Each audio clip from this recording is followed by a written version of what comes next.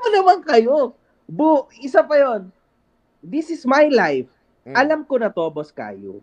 From the beginning of my sarili ko. Sabi ko sa'yo, if I die tomorrow, okay lang yon. Wala akong magagawa kasi choice ko to.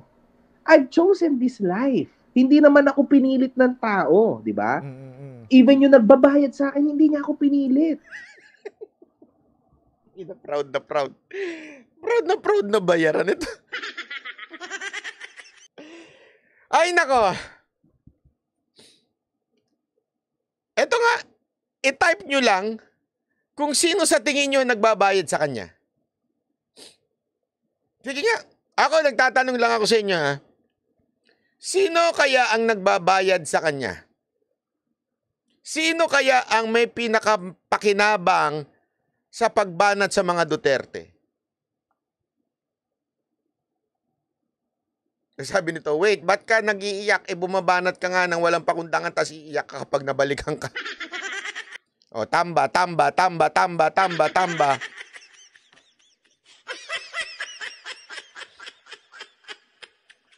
O, sabi nung mga viewers natin, si Tambaloslos daw.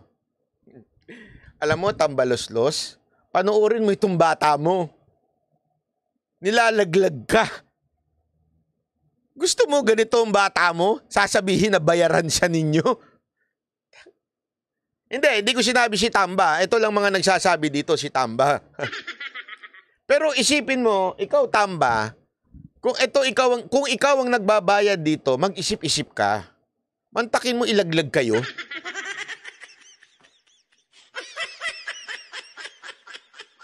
Hindi lang niya nilaglag yung sarili niya, ha? Nilaglag niya pa pati lahat ng kasamahan ninyo na bumabanat kay Pangulong Duterte at bumabanat kay BP Sara Duterte at bumabanat kay Kibuloy. Ibig palang sabihin talaga, there is an effort to discredit the Dutertes. Gets nyo? There is money going around para lang siraan ng mga Duterte.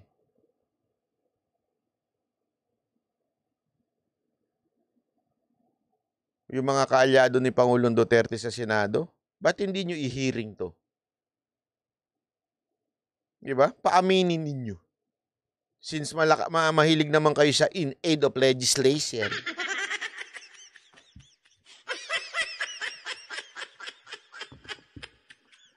Bakit hindi nyo i-hearing to at alamin ninyo? Kasi, this is very, very cyber ito. Crime itong gagawin niya, yung pagbanat niya ng tinawag niyang rapist, tinawag nilang kung ano si Kibuloy, pati si Pangulong Duterte, kung ano slander na tinawag nila. Tapos sasabihin niya, binayaran lang siya. So someone is paying. And who is that someone? Diba? Naku po. Binigyan niya ako ng choice. Binigyan daw siya ng choice. Siyempre tinanggap ko.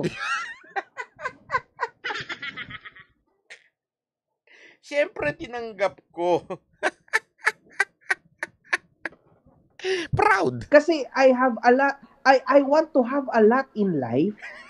Kung ngayon, sa mura kong edad, ang 32 pa lang, 32 ako ngayon. I have a lot.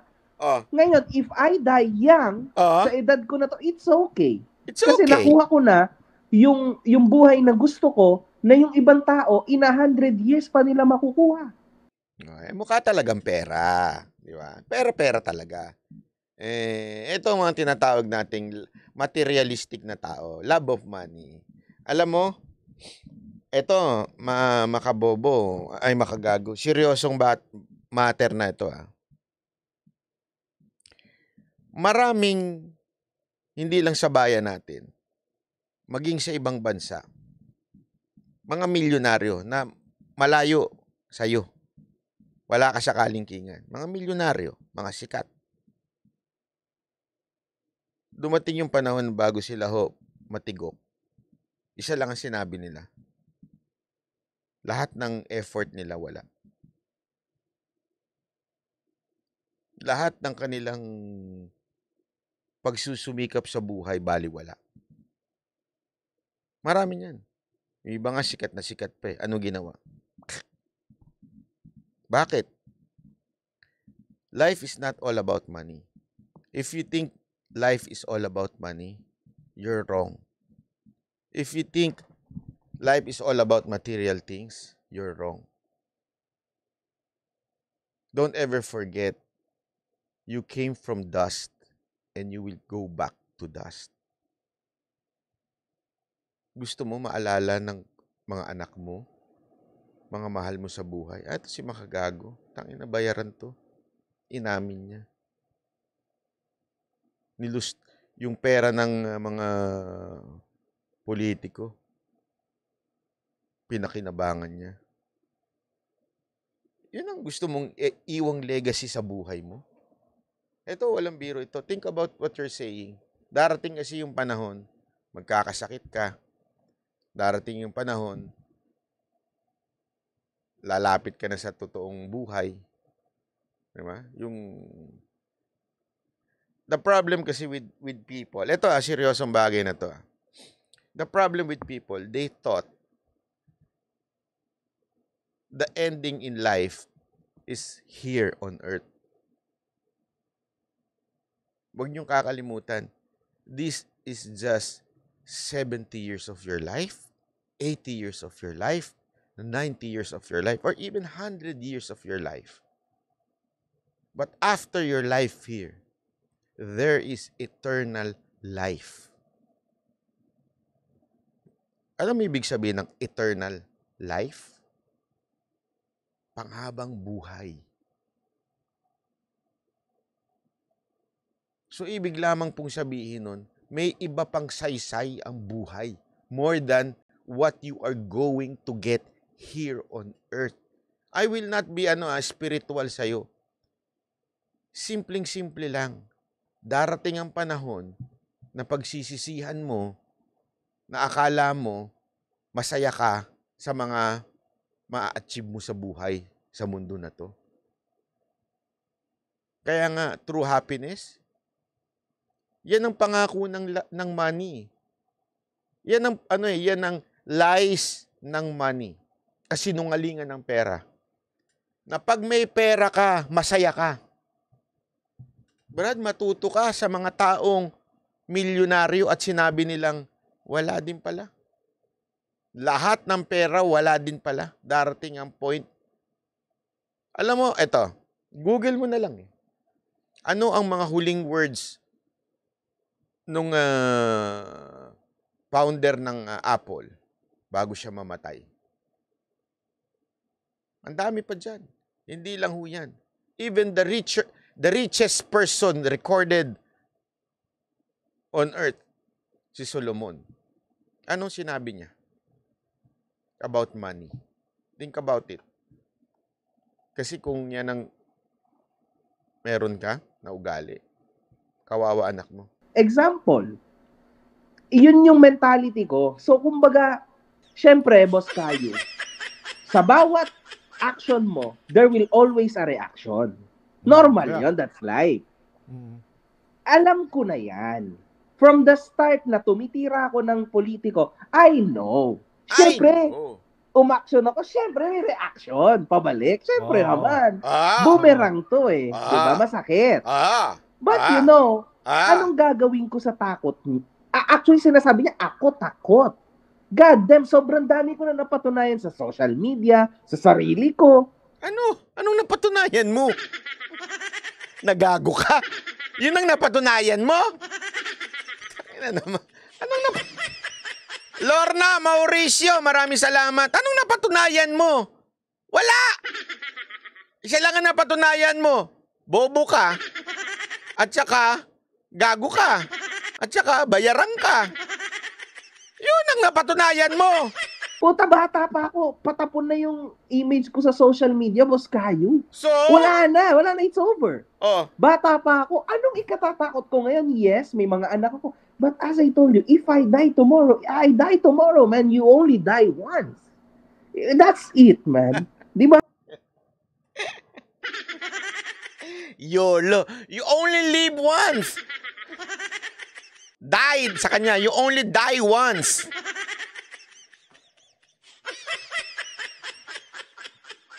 Eto yung mga paniniwalaan niya. Ay, matindi kayo. But you live every day. Kaya nga kaya siya walang maibato sa'yo dahil parang, hindi naman sikreto yan eh. Alam na ng lahat yan. So ano point No mo? secret. Siguro sa mga fans niya, bago yon. But, nothing. Wala akong paki dyan. At sa totoo lang, politics, bahala kayo dyan. Basta ako, bayad ako, gagawin ko yung trabaho ko, bahala kayo dyan. Kung anong binigay sa akin, tulad na sabi mo, boss kayo, nag-send ng article sa akin, sige, bali, putang ina ni ganito, tapos na, cut, that's it, tapos, politika. Hindi tayo yung personal tayo na, okay, si Banat B, nagsasalsal, hindi tayo ganyan eh. Diba? And isa pa, uulitin ko, boss kayo, kapag yung isang tao ay tumira sa'yo, make sure na hindi mo ginagawa din yun, same shit na ginagawa ng tao tinitira mo. Kasi hindi ka mananalo. Yeah. Lalo na at totoo yung sinasabi ko na aminado talaga ako. Totoo. No doubt, man. No doubt, man. No doubt. Tulad ni Nico David. Aamin ba sila? Hindi, laglag na nga siya na ito ba sila?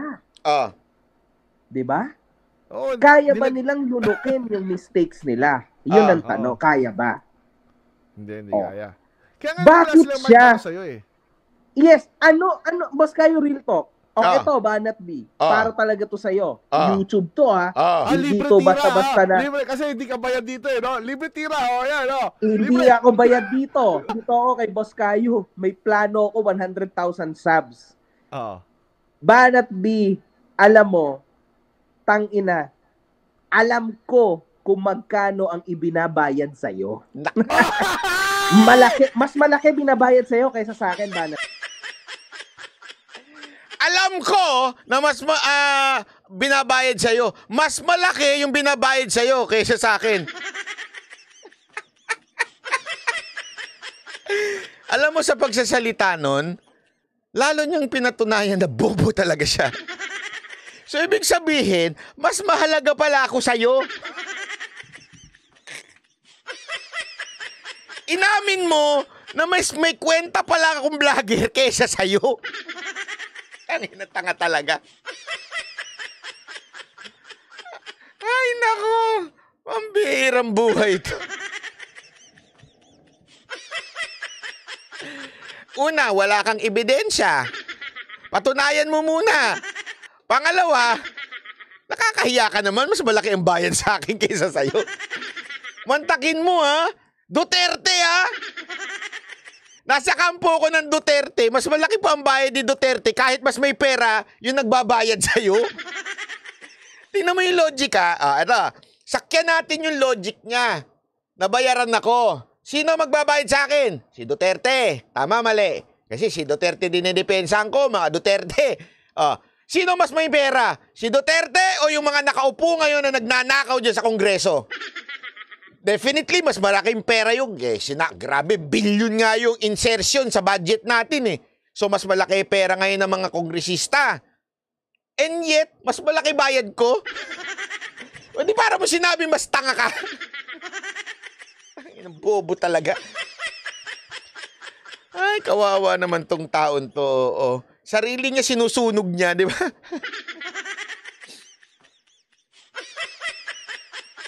Pambira. Banat B daw pagbasa sa pangalan mo. Alam na bobo talaga Ay, nako, grabe. B. At partida na, may protection ka pa. May protection daw ako. Bumili ka din. Iba-iba yun. May ultra thin. May super safe. Ano ba yun? May iba-iba yun. May lollipop. May strawberry. May protection daw ako. Ako walang protection. Putang ina, kahit saan pwede mo ako hanapin. Kaya na naman siya paulit-ulit. Security. I drive on my own. Security ko si Dada Da! Ba't medyo hawig kayo nito? Hindi, alam mo, sa totoo lang, Huwag kayong huwag niyo masyadong banatan to. Kapatid to ni Jay Guevara. Kapatid to ni Jay Guevara.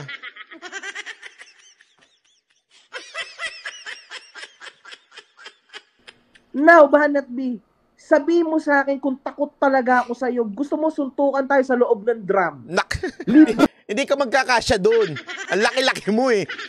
Ang taba-taba mo eh. Ano magkakasya sa loob ng drum? Gusto mo sa loob na swimming pool. Ayan, baka hipuan mo ko. Baka makita mo yung tuta ko dito.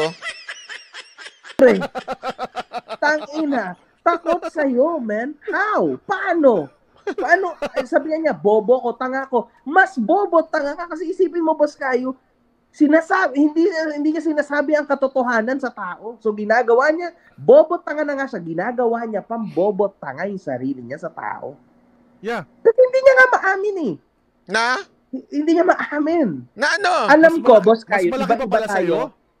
Diba? Mas malaki Iba-iba pa tayo. yung talent fee niya? Mas malaki sa akin, Boss Kayo. Sinabi ko sa'yo, magkano ang bayad sa akin. Oo, mas malaki pa doon? Mas Kahit si Kayo na nabilib eh.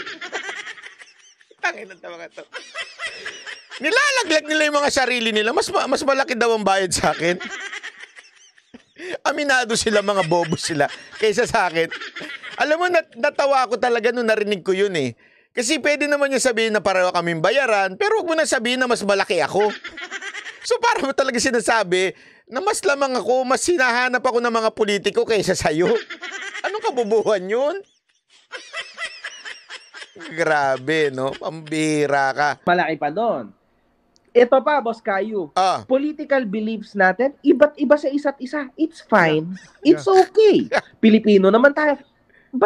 Bakit niya, ito, real talk ha, wala akong again, bayad ako. Pero, bakit nyo pipigilan magsalita ang tao na may gustong sabihin? Sino nagpipigil? Sinong pumipigil sa'yo? Daldal ka nga ng daldal ngayon eh. Walang pumipigil sa'yo. Alam mo, ganito lang ha, makagago. Ipalandakan mo yung kabubuhan mo, walang problema. Walang pumipigil sa'yo. Hindi nga kita ididemanda sa sinabi mong bayaran ako kahit wala kang ebidensya. Walang pumipigil sa'yo. Okay? Ewan ko kusang imahinasyon mo yan. Tigil mo man yan kung ano man yung binabanatan mo, ha? Walang, yung imahinasyon mo, medyo, talaga, over the, pareho kayo ni Akata ng imahinasyon. Bakit? What's the point? Ano pa at itong bansang ito ay may freedom of speech, republic. Hindi naman to communism. So bakit Hindi republic, democratic. Ano ba yan? Bakit hindi ko pwede sabihin yung gusto kong naiisip ko? Republic? Hayop! We are a democratic country. I know we are a republic, but it's a wrong adjective para sa mga sinasabi mo na may freedom of speech. Democratic. Kaya na lang na eh.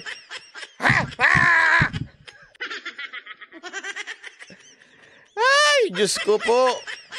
Ay, sorry, Lord, nadamay ka. Sorry. Sorry naman. Grabe, ibang level ang nito. Iba to. Bakit? Bakit nyo ako pipigilan? O kaya yung iba, gusto ko to eh. Walang pumipigil sa'yo. Wala. Ito yung gusto kong sabihin in regards of the politics dito in Philippines. Na sa tingin ko malito, sa tingin ko tama to, di ba? Alam mo yun, pwede tayo mag-usap, magkwentuhan. Actually, hindi niya magets eh. Kasi nag-focus ka, yung sinabi mo dito, yung i-debunk niya, actually siya yung madidebunk kasi may mga articles talaga tungkol dun eh. Hindi, Boss Kayo, may yang Sinabsawan pa nitong isa. Ito, para sa mga kaalaman, sabi ng Miriam, kilala mo si Miriam? Yung kapitbahay namin, si Miriam Webster.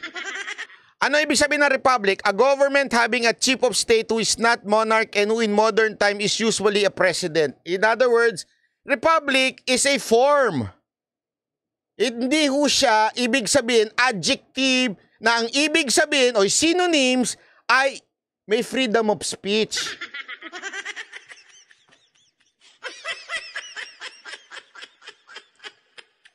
naku po, pambihira. I know that we are a Republic of the Philippines. Ang ibig sabihin po nun, pinamumunuan tayo ng presidente. Okay, yun po yun. It's a form of government. Ayan nga, oh, alinaw-linaw. A government having a chief of state who is not monarch and who in modern times is usually a president. Political unit as a nation having such form of government. Form of government! Gago! Hindi ibig sabihin ng republic, free of speech. Freedom of speech.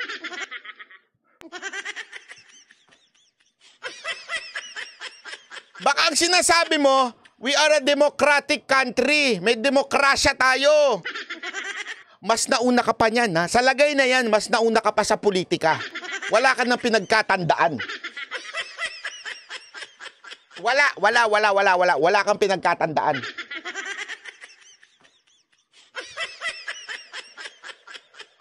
Mag-emergency meeting sila tambulos to siyempre dahil dito. Siguro pag narinig nila to, gago ito, nilaglag kami lahat.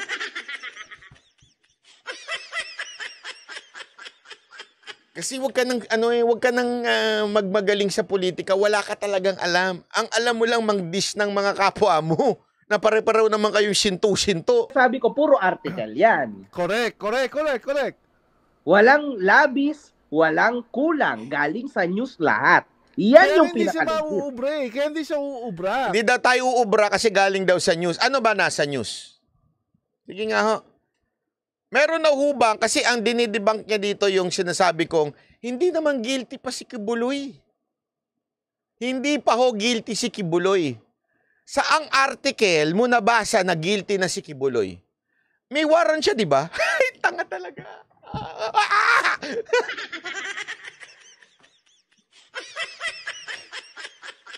Iba ang warrant sa dineclare ka ng guilty ng korte. Attorney Libayan, parang awa mo na. Ay, wag mo palang turo ang mga bobo.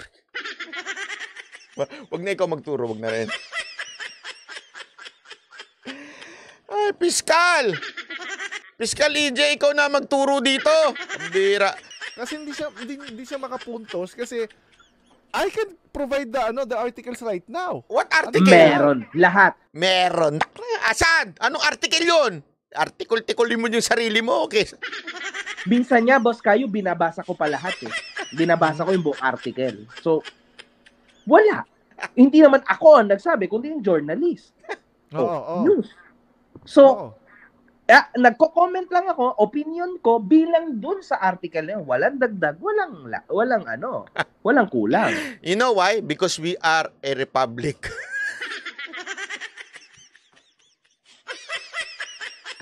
We are a republic, that's why. Sakto lang, yun lang. That's it. Kasi tinuruan naman kami na huwag kayong lalagpas sa article. Yun, tama. Oh. Kaya baka sabi sa inyo, huwag kayo lalagpas sa script.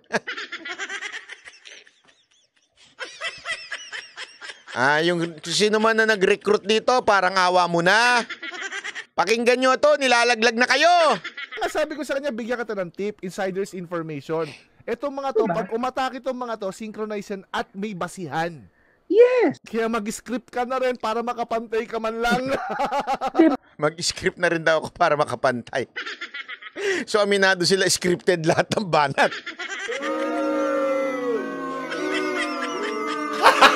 Gago! Yan kaayo to, bobo rin eh. Mantakin mo sinabi na, hindi, kaya nga, hindi mo sila, tip lang kaya pare-pareho sila, synchronize sila, kasi scripted sila eh. So, mag-script ka na rin. So, proud ka ba talaga na scripted pala lahat ng vlogger na umaatake kay Duterte? Nilaglag niyo yung mga kapwa nyo. Sakit nyo sa bangs. Alam mo, sumasakit yung bangs ko sa inyo kahit wala akong bangs.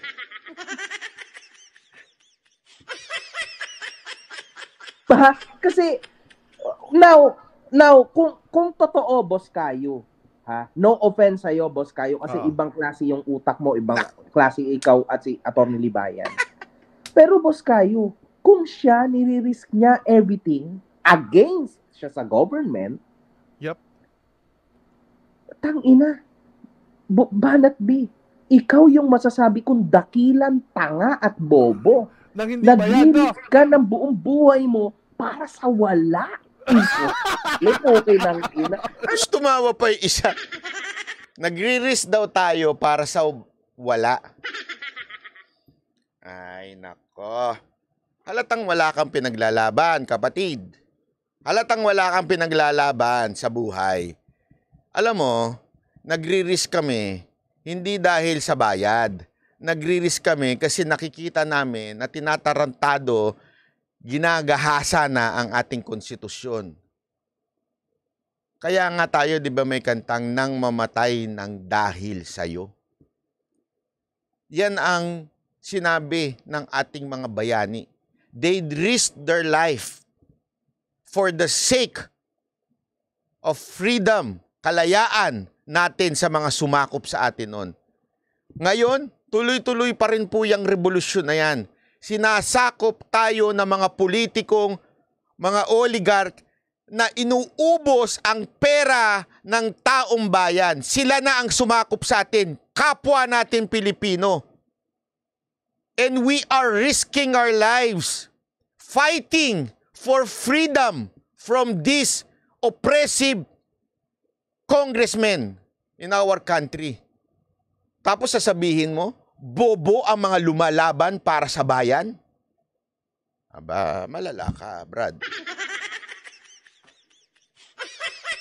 Ayan, totoo. Malala ka. Kasi para mo sinabi, lahat ng nanunood dito na lumalaban para sa bayan ay bobo. Bakit? Dapat silang maningil. Ganon? Superhero ng ano? Superhero ng taon? What the fuck? Imposible ba? Putang ina. Boss Kai, yan imposible. Putang ina. Diba? Alam mo, maintindihan ko na hindi mo yan marirealize. Maintindihan ko yan. Kaya ka takang-taka ka, bakit paano namin ginagawa na mag-risk ng buhay namin, mag-risk ng effort namin to fight for our country. Hindi mo talaga marirealize yan. Kasi mababaw kang tao eh. Ang ikaw, you only live for money. Ano ka eh? Love for money ka eh. Pasensya ka na. Hindi ho lahat ng Pilipino tulad mo. Marami ho tayong bayaning Pilipino na lumalaban para sa bayan at inuuna ang bayan bago ang negosyo. Marami tayong kababayang namatay na inuuna ang bayan bago ang negosyo. Hindi mo marirealize yan. Kasi yung mundong ginagalawan mo ay mundo ng mga materialistic na mga influencer. Yan ang katotohanan. Kaya nga kayo, di ba, nag-aaway-away. Kayo, nag-i-scamang kayo.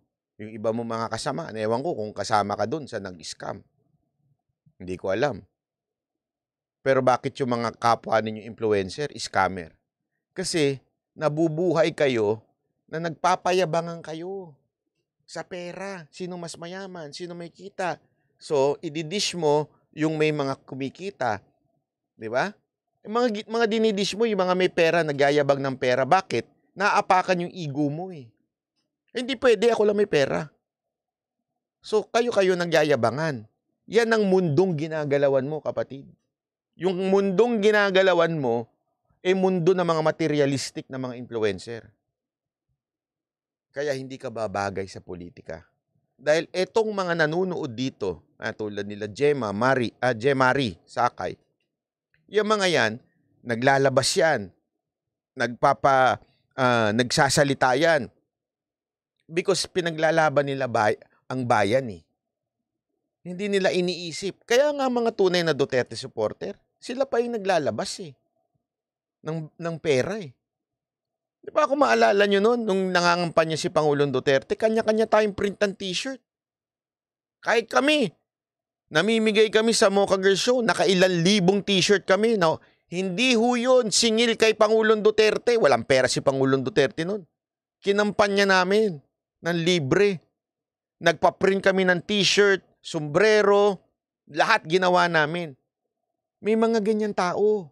Huwag mong kakalimutan. Hindi lang ho kami yun. Hindi lang ho ako yun.